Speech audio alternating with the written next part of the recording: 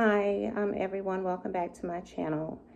I wanted to really address part of what's going on with the whole Trump Epstein situation, especially when it comes to how Megyn Kelly has came out and showed the true face of white America. And that's why I wanted to entitle the video, Some White People Need Reparations Too, because there is a hidden underbelly. There's some serious things going on in the white community that we mostly aren't privy to. And part of the reason we aren't is because they want to continue to show white people getting privilege, getting passes. But a lot of the times when white people are getting this privilege and when they're getting these passes, it is in service of them harming other white people. And so it's no secret that most of the people who commit crimes in this country commit crimes against their own people. But what the larger society has done, and that is white society, is they have hidden how many times white people have gotten away with harming other white people. If you look at how Megyn Kelly addressed that issue, she's basically said what people in the know already have been living. That if a powerful, rich, popular, you don't even have to be powerful and rich, you can just be popular, white person commits a crime, does something disgusting, that they are going to get a pass. They are going to get excuses made for them. And the larger society will not come to their rescue. They will not hold up their own standards to make sure the person that they have harmed is compensated and the person is found accountable for what they've done. Think about this. Almost all of the girls who are in the Epstein files are white girls. And they have not been able to get justice in their case for over 20 years. This isn't the only case of trafficking. This isn't the only case where people in powerful positions have gotten away with what they did to people who look just like them. And so I titled this video that some white people also deserve reparations, because if we're paying attention, the majority of white people don't have it that good. Because the majority of white people aren't rich, they aren't powerful, they aren't popular. You have to be a certain type of white person to get those perks. And if you become a victim of another white person who's popular, rich, connected, they can even just be a great liar. If they know how to lie in a way that resonates with the person who is investigating the charge or allegation against them, they will get away with it. I have seen this over and over and over again. I'm not talking about the Epstein case only now. I am talking about what I have seen in my own life. I've had so many interactions and relationships, and have deeply loved and cared about some white people in my life, and I know what they go through. I know what has been done to them. And I know that they don't have anybody to turn to. They literally can't go to the police. They can't go to teachers. They can't go to who we as everyday people of color would expect to be able to go to. They will happily put in jail or ruin the reputation and name of someone that we accuse who's also black. But when you make accusations against a powerful, popular, or rich white person, or just a pretty good liar, the chances of you getting justice and accountability is like this. And so when I speak of reparations, the form of reparations that I support is for us to reparate ourselves. So that looks like every white person who has not been able to get justice from the larger society, who has been told that what happened to them isn't that bad, the way Megan Kelly said, it's not that bad. Or you've been shut down, you've been pushed out. I am in full support of you reparating yourselves, the same way I'm in full support of the Black community reparating ourselves, because we must heal that trauma. We must, if you get reparations without healing the trauma, that money is just going to go to drug dealers, pharmaceutical companies, institutions that may or may not cure you, heal you, properly treat you.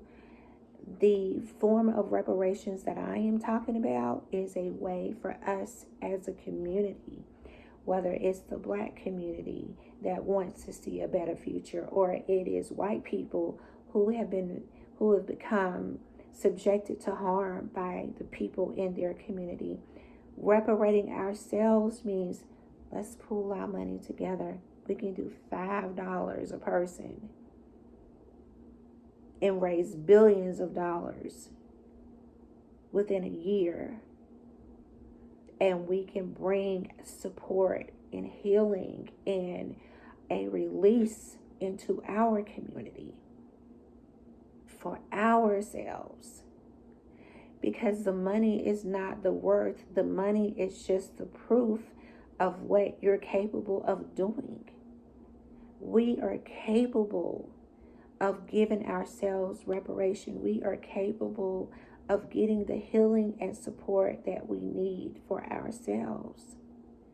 Once that is done, those of us who want to pursue justice in a larger way can do that. But first, we have to reparate ourselves. And so I'm looking at this, and I want everyone to know that the reason why you have been lied to, you've been bamboozled into believing that white people have had it great and white people are just, all of them get passes and none of them are ever held accountable, is because you are being shown at to separate you from white people who have also been preyed upon, been denied justice, been gaslighted. If you think about this. We just found out that the suicide rate in the white community is horrible. And it's been horrible for 20 years. Now imagine that. All of these psychologists, therapists, drug companies, insurance companies, all of these people know that white people have been unaliving themselves in record numbers for the last 20, 30 years. But none of them said anything. They haven't released any research about why so many white people are killing themselves. Why are so many white people overdosing? Why are so many white people not wanting to have children? And it's because there's a certain segment of that population that has either fallen prey to other white people and had no way of getting justice, no way of holding that person accountable, or they understand that they're not the type of white person who's going to get privilege, so they don't want to bring children onto this planet for them to be shut out of all the great perks of being white. And so I wanted to reach out in compassion, because I'm going to tell you, there are white people, I'm sure, that have talked about the abuse that they've suffered. And there are white people, I'm sure, who have came out and publicized it.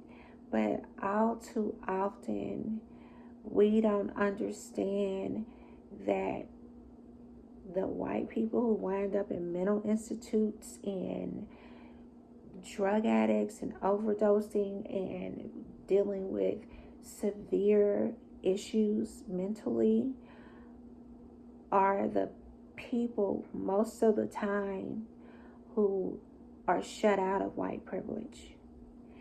And for them to come out and say, hey, I didn't get the advantage of white privilege because the person who harmed me did.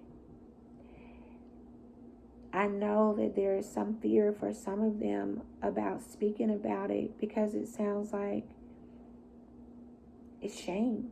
It sounds like they're not really the type of white people that we're supposed to envy because they did not get the benefits and the perks of their white skin.